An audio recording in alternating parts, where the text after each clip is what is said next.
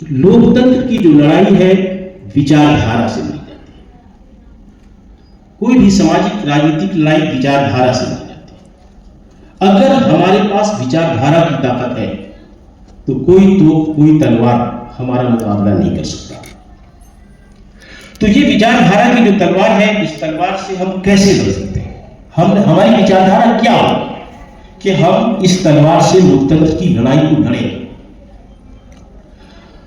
तो यह इस पे बहस करते हुए, इस पे गौर करते हुए हमको यह जानना चाहिए कि एक ऐसी शक्ति समूह का वर्ग है जो हमें सांप्रदायिक रंग में रंग लेना चाहता है, और ये सांप्रदायिक रंग में रंगने के लिए उसके पास दो उसके पास चादर है, दो लिबास। एक तो मुसलमानों को कहेगा कि आप मुसलमान हैं, इस्लाम, और जो नन मुस्लिम है या हिंदू है या उस छतरी में आते हैं, सनातनी कह लीजिए, जो भी कह लीजिए, उनको ये बताया जाएगा कि आप हिंदू हैं, सनातनी हैं। तो अगर आपकी आबादी सिर्फ हम बिहार की बात करें, 36% की फिलहाल रहने देते हैं, रामबली बाबू की 40% को तो ठीक है, तो लगभग 16-17% मुसलमान होते हैं, और इन मुसलमानों में 85 से 90% पसमानदा हो सकते। तो उस 36% में लगभग 16% आप घटा लीजिएगा, तो फिर ये जो ताकत बचती है 16-15-17% की उधर हो गई और 17% की ताकत इधर हो गई, पहले ही टूट गया।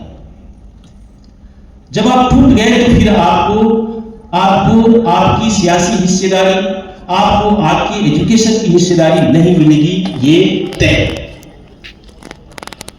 दूसरा ये है कि इसको तोड़ने के लिए राष्ट्रवाद की चादर है कि भाई आपको कहेंगे तो कि भारत माता की जय, राष्ट्रभक्ति आपकी होनी चाहिए, देशभक्ति होनी चाहिए, देश प्रेम होना चाहिए, हम सब एक है, बोलो जय श्री राम।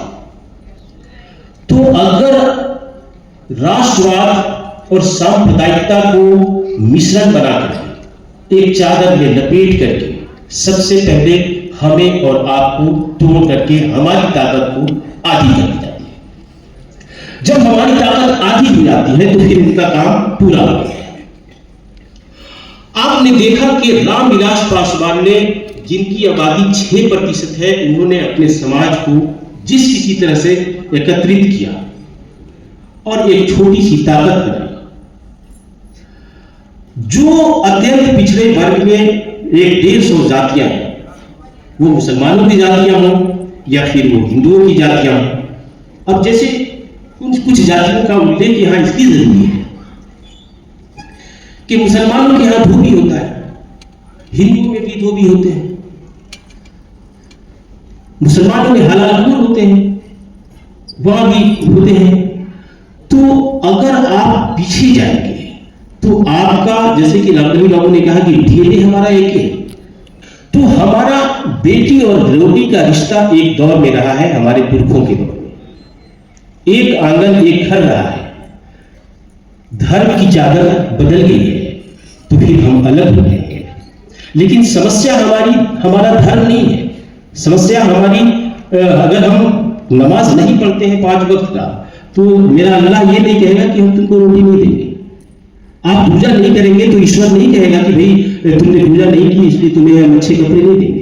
हमारी चुनौती हमारी रोजी, हमारी रोटी, हमारा रोजगार, हमारे संसाधनों में हिस्सेदारी की है, और ये सारी की सारी चुनौतियां हमारी साझी है। जब चुनौतियां साझी होंगी तो लड़ाइयां भी साझी होगी, और जब लड़ाई साझी होगी तो सत्ता आपकी होगी।